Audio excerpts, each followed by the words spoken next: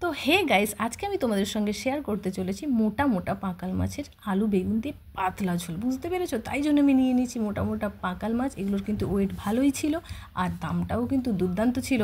তো চলো এগুলো ভালো করে কেটে পরিষ্কার করে নিয়েছি। তারপর দিয়ে নিচ্ছি কাঁচা পেঁয়াজ, টমেটো, তারপর দিয়ে নিচ্ছি আদা রসুনের বাটা, তারপর কাঁচা আর পাকা লঙ্কা একসঙ্গে বাটা, আর এটা হচ্ছে ধনে আর জিরে বাটা, আর একটু সামান্য পোস্ত বাটা। তার উপরে দিয়ে নিচ্ছি লবণ, হলুদ আর কাঁচা সর্ষের তেল। তো এটাকে আমি ভালো করে হাতে মিক্সড করব। দারুণ লাগবে, বুঝতে পেরেছো? একবার বানিয়ে খেতে পারো, খুব সুন্দর লাগবে। তো এই মাছটা তোমরা অনেকেই অন্যান্য নামে জানো, তো আমি এটাকে পাকাল মাছ বলেই জানি। তারপর আমি দিয়ে নিচ্ছি একটু মশলা ধোয়া জলটা। তো এইদিকে আমার কড়াইটা গরম হয়ে গেছে, সেই কড়াইয়ের মধ্যে সামান্য একটু তেল দিয়ে তারপরে আমি মাছটাকে দিয়ে নিচ্ছি। দেখো এটা ফুটে উঠেছে, এবার 5 মিনিটের জন্য ঢাকা দিয়ে নেব।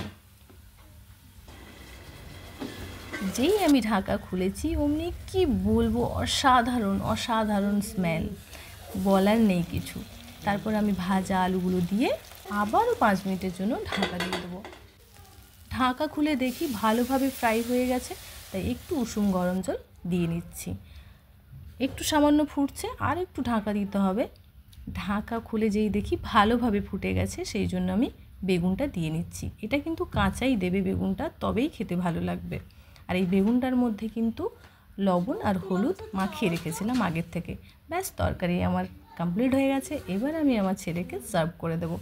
তো চলো, এই ভিডিওটা যদি তোমাদের কারো ভালো লেগে থাকে তাহলে প্লিজ একটা লাইক এবং একটা শেয়ার তোমরা কিন্তু করতেই পারো। তো চলো বন্ধু, টাটা।